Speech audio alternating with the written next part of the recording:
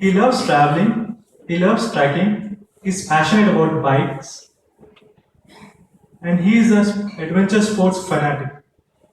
He says he loves to stay hungry and stay foolish.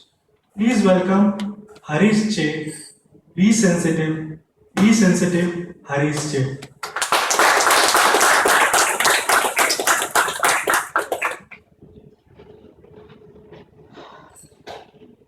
Our primary purpose in life is to help others.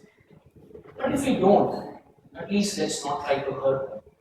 A quote of Dalai Lama. On this chair, fellow Toastmasters, ladies and gentlemen, today I want to share and talk about developing a nature which I think is of utmost importance, especially now, and which has a profound effect. Being sensitive. Let's start by understanding or observing a very common scenario. Children have an exemplary ability to multitask much better than an average adult. Agree? Somehow, the ability of children to handle inputs from multiple sources is amazing. Imagine your kid playing an iPad, posting the score online, singing a song, listening to you, giving lecture, commenting back about it. And in between all of this, a biscuit would have won. We cannot do it. Can you imagine at times when you have a coffee in one hand and mobile phone in another, your coffee goes here and your mobile phone is here. We simply cannot do it. So the point being, with age, our ability to handle multiple stimuli diminishes. A common example, when your mom, your grandmom comes and tell you, reduce the volume. And you're like, can I not even have this simple joy at home? Right?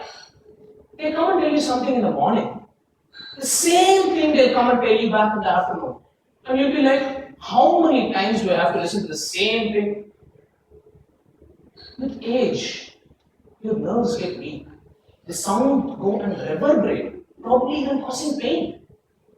The rate at which our memory refreshes is not the same rate at which their memory refreshes. That's why, probably, sometime when they ask you a question, immediately after they have asked, probably their mind has moved on to some other stimuli. And they end up asking the same question, right? Much to our irritation. So it takes a different level of sensitivity to handle people who are much older to us. Correct? Another very common example, all the married women and men out here, your mother-in-law's insecurity of not losing her son to you, the daughter-in-law, and all the periodic emotional drama which comes in, just to make a point that my son is my son, and driving you paranoid about it. Common example you have heard, Saas Bahu serials. But her insecurity is her insecurity. You would understand it when you are able to find something similar with your kid. Experientially, every parent out here, every parent who has an adolescent child would be able to relate about the question, am I losing my son or daughter to his or her friends? Because you see that you are not able to empower your thought process into their heads as much influence as they have on your son or daughter. Am I losing my son to my friend, my daughter to her friend? Do I have to become more friendly with them, act as a friend? Not common. And then you can extrapolate it. And can you relate to what a mother-in-law might feel in terms of her insecurity to lose her son? I told you friends, this is very much important now. Why? Because we are at an age where we are at war between sensationalism of news and information versus sensitivity to handle it. Syria, most recent example, you all are there in social media. We have seen posts being shared where a journalist was fired just because she was stripping Syrian refugees who were running away from the police to capture it as a stampede. and she was fired after that video got leaked. We have memos from top management of media with the support of government instructing reporters on ground not to film children because it creates sensitivity and sensationalism and evokes support.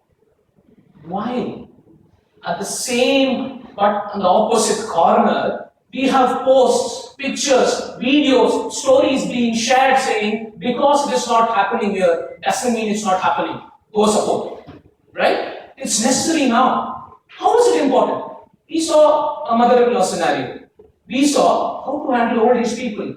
But extrapolate it to any scenario in your life. Father-son relationship, manager-peer direct report fights, the so-called misunderstandings, tiffs and fights between husband and wife, any relationship. I'll take a step back.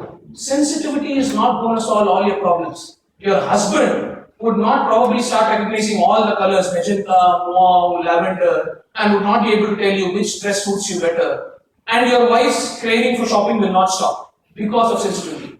But on a serious note, friends, sensitivity provides you an altogether different approach and attitude.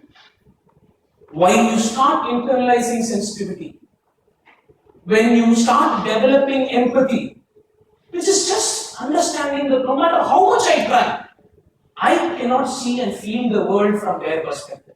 Simple. Because friends, relationship cannot be taught as a technique. There is no right and wrong, it is grey, but I do understand.